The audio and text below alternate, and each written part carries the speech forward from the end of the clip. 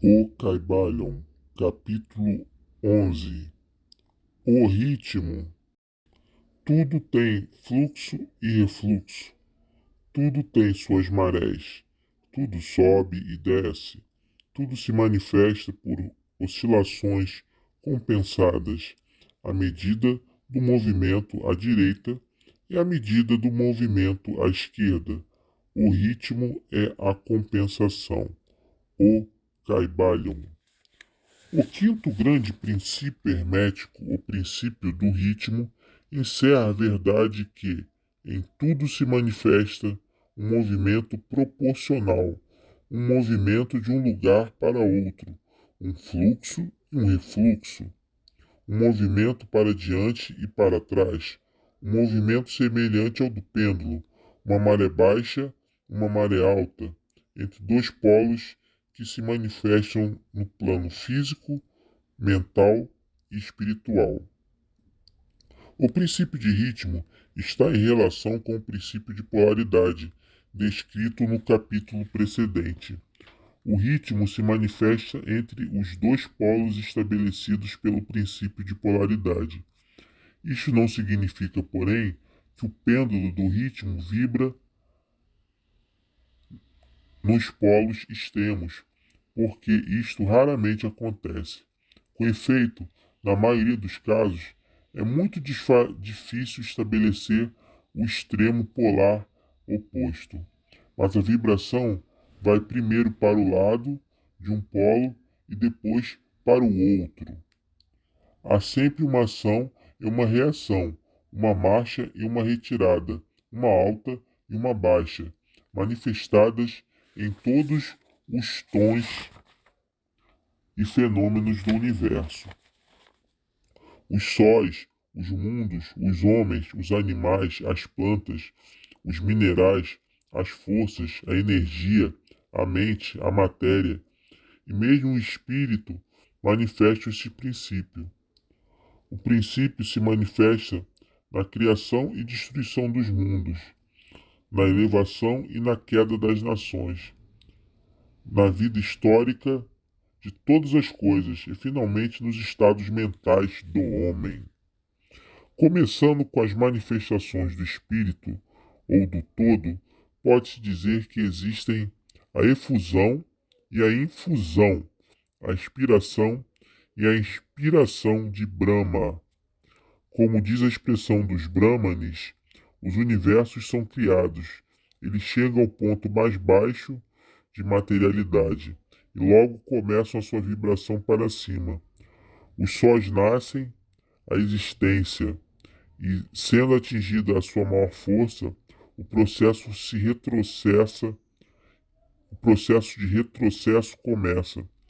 E depois de eões de tempo, eles se tornam inertes, massas de matéria, esperando um outro impulso que novamente ponha as suas energias interiores na atividade e começa um novo ciclo de vida solar.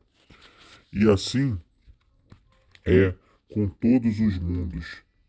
Nasceram, viveram e morreram. É só renascer. E assim é com todas as coisas de figura e forma.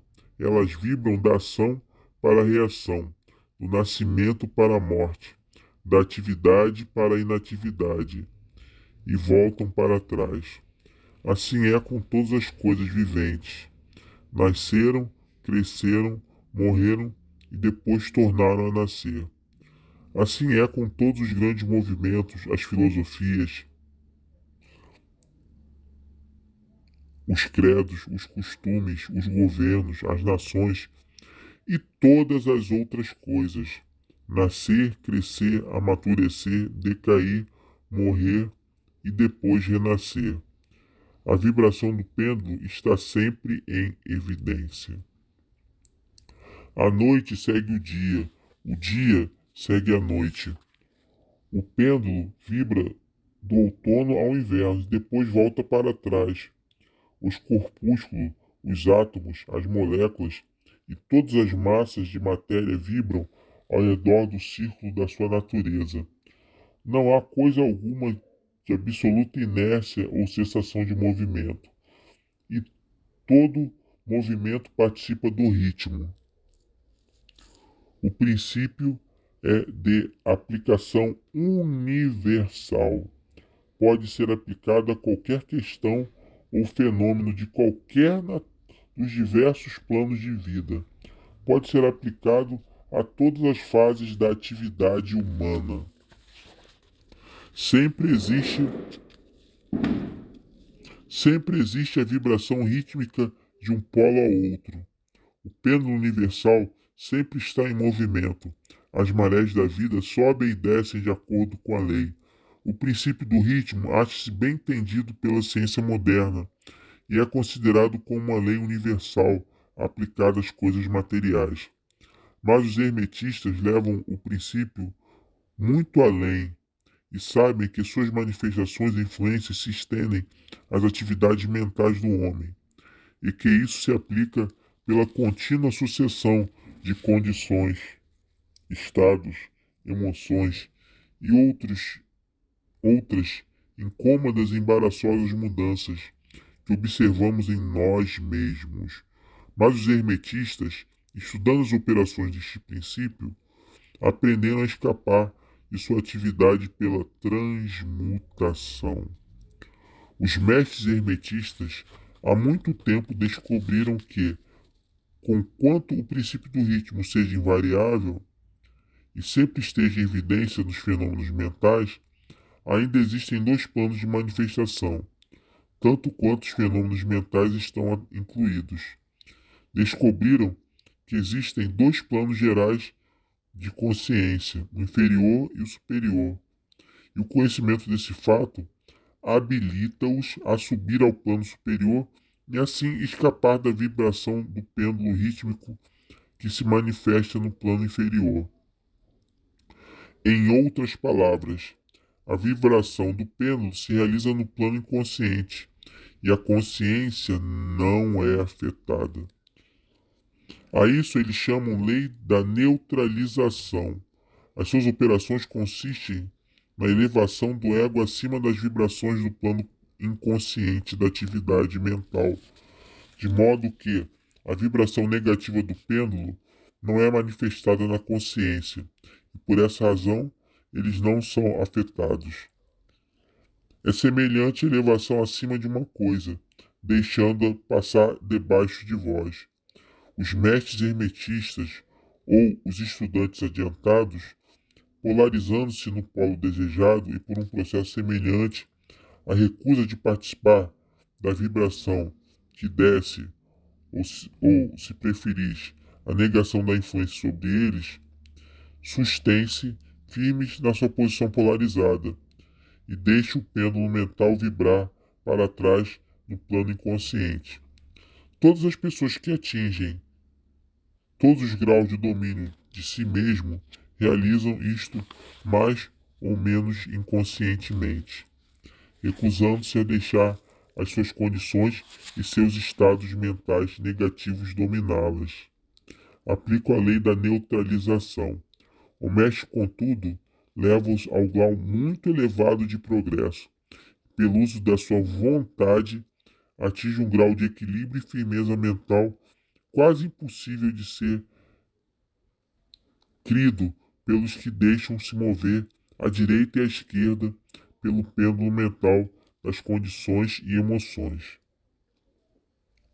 A importância disto pode ser apreciada por qualquer operador ou pensador que compreende que a maioria das pessoas são criaturas de condições, emoções e sensações, e que só manifestam um domínio próprio muito insignificante. Se quiserdes deter-vos, examinar um momento, vereis como muitos movimentos de ritmo vos afetaram em vossa vida, com um período de entusiasmo foi invariavelmente seguido por uma sensação e condição de depressão. Do mesmo modo, as vossas condições e períodos de coragem foram seguidos por iguais condições de medo. E assim sempre aconteceu com a maioria das pessoas. Tempos de sensação sempre apareceram e desapareceram com elas, mas elas não suspeitariam da causa ou razão do fenômeno mental. A compreensão das operações deste princípio dará à pessoa a chave para o domínio destes movimentos rítmicos de emoções e habilitá-la a conhecer melhor a si mesma e a evitar de ser levada por esses fluxos e refluxos. A vontade é superior à manifestação consciente desse princípio. Todavia, o próprio princípio não pode ser destruído. Podemos escapar de seus efeitos, porém, apesar disso, o princípio está em operação.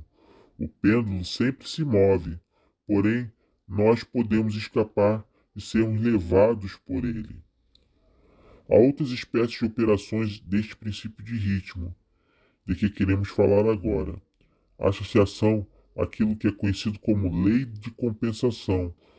Uma das definições ou significações da palavra compensação é contrabalancear, que é o sentido que os hermetistas empregam ao termo. É esta lei de compensação a que se refere Zucaibalion quando diz: a medida do movimento à direita é a medida do movimento à esquerda. O ritmo é a compensação. A lei de compensação é o que o movimento numa direção determina o movimento na direção oposta, ou para o polo oposto. Um balança ou contrabalança o ponto. No plano físico, vemos muitos exemplos desta lei. O pêndulo do relógio move-se a certa distância à direita e depois de igual distância à esquerda. As estações balançam-se umas às outras na mesma forma. As marés seguem a mesma lei. E a mesma lei é manifestada em todos os fenômenos de ritmo. O pêndulo, com brevidade, move-se numa direção e com a mesma brevidade na outra. Um movimento extenso à direita representa invariavelmente um movimento extenso à esquerda. Um objeto atirado para cima em certa altura tem igual distância para atravessar Um objeto atirado para cima a uma certa altura tem uma igual distância para atravessar na volta. A força com que um projétil é arremessado uma milha para cima é reproduzida quando o projétil volta à Terra. Esta lei é constante do plano físico, como vos mostrará uma referência às autoridades modelos. Porém, os hermetistas levam isso muito mais longe. Eles ensinam que os estados mentais de um homem são sujeitos à mesma lei. O homem goza sutilmente.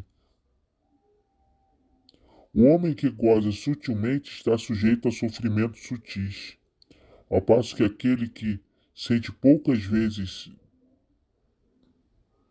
ao passo que aquele que sente poucas penas só é capaz de sentir pouco gozo. O porco sofre, porém, muito pouco mentalmente. E também goza muito pouco, é compensado. E do outro lado, temos outros animais que gozam sutilmente, mas cujo organismo nervoso e temperamento lhes faz sofrer esquisitos graus de penas. E assim é com o homem. Existem temperamentos que permitem um grau muito inferior de gozo e, igualmente, um grau inferior de sofrimento, enquanto que há outros que permitem um gozo muito intenso, mas também um sofrimento mais intenso. A verdade é que a capacidade para o sofrimento ou gozo é contrabalanceada em cada indivíduo. A lei de compensação está aí em constante operação. Contudo, Os hermetistas ainda vão mais além neste assunto. Eles ensinam que antes que alguém possa gozar um certo grau de prazer, deverá ser movido proporcionalmente para outro polo da sensação. Dizem, contudo, que o negativo é procedente do positivo. Nessa questão, quer dizer que, experimentando um certo grau de prazer, não se segue que se deverá pagar por isso um certo grau correspondente de sofrimento. Pelo contrário, o prazer é um movimento rítmico, concordando com a lei de compensação, para um grau de sofrimento precedente experimentado na vida presente, ou numa encarnação precedente. Isto traz nova luz sobre o problema do sofrimento. Os hermetistas consideram a cadeia das vidas como contínua e como formando parte de uma vida do indivíduo, de modo que, por conseguinte, o movimento rítmico, por esta forma, é compreendido, enquanto que não teria significação sem que fosse admitida a verdade da reencarnação. Porém, os hermetistas pregam que o mestre ou estudante adiantado está habilitado em grau elevado a escapar o movimento para o sofrimento, pelo processo de neutralização antes mencionado, elevando-se ao plano superior do ego. Muitas das experiências que acontecem em que vivem no plano inferior são evitadas e escapadas. A lei de compensação toma parte importante nas vidas dos homens e das mulheres. É sabido que geralmente uma pessoa paga o preço de tudo o que possui ou carece. Se tem alguma coisa, carece de outra. A balança é equilibrada. Ninguém pode guardar o seu dinheiro e ter a migalha de pão ao mesmo tempo. Todas as pessoas têm os seus lados prazenteiro e desprazenteiro. As coisas que se ganham são sempre pagas pelas coisas que se perdem. O rico possui muito do que falta ao pobre, ao mesmo tempo que o pobre possui coisas que estão fora ao alcance dos ricos. O milionário poderá ter inclinação para muitos festins, e a opulência com que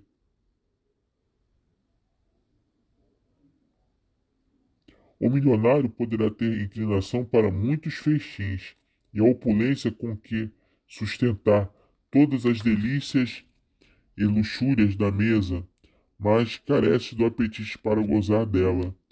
Ele inveja o apetite e a digestão do trabalhador, que carece da opulência e das inclinações do milionário, que tem mais prazer com seu simples alimento do que o milionário poderia ter. Se o seu apetite não fosse mau, nem sua digestão arruinada, por que as necessidades, os hábitos e inclinações diferem? E assim é através da vida. A lei de compensação está sempre em ação, esforçando-se para balançar e contrabalançar, e sempre vindo a tempo, sendo necessário diversas vidas para que o movimento de volta do pêndulo do ritmo.